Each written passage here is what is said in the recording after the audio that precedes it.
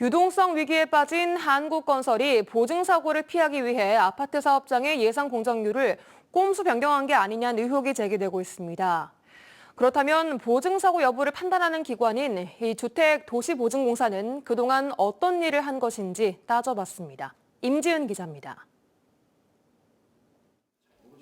한국건설이 짓는 아파트 입주 예정자인 이모 씨는 걱정으로 하루를 보내고 있습니다.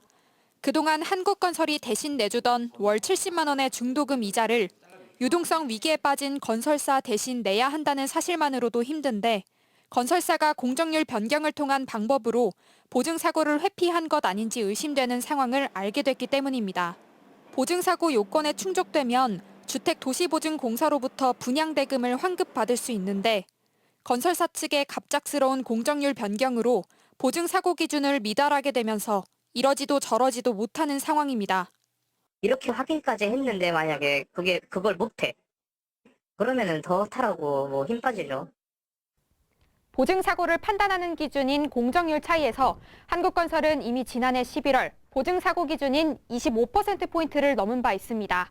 이 사실만으로도 주택도시보증공사는 해당 사업장을 보증사고 처리할 수 있습니다. 하지만 그렇게 하지 않은 이유에 대해 보증공사는 절차상 이유를 들고 있습니다.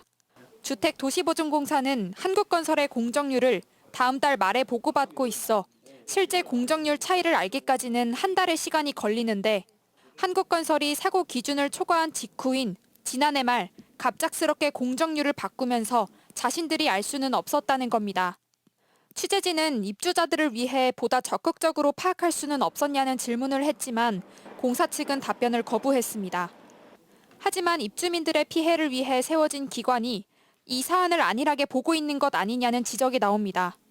보증사고의 위험성이 좀 충분히 이렇게 일어날 가능성이 있는 공사 현장이라고 하면 그런 사전 정보들은 충분히 다 있을 거로도 보여지는 거죠. 네, 꼭 그 보고서를 통해서만 비로소 인지한다라는 것도 실무상 그게 맞은가에 대한. 한편 보증사고를 피하기 위해 공정률 변경이라는 꼼수를 쓴 것 아니냐는 의혹에 대해 한국건설 측에 반론을 들으려 여러 차례 연락했지만 연락이 닿지 않았습니다. MBC 뉴스 임지은입니다.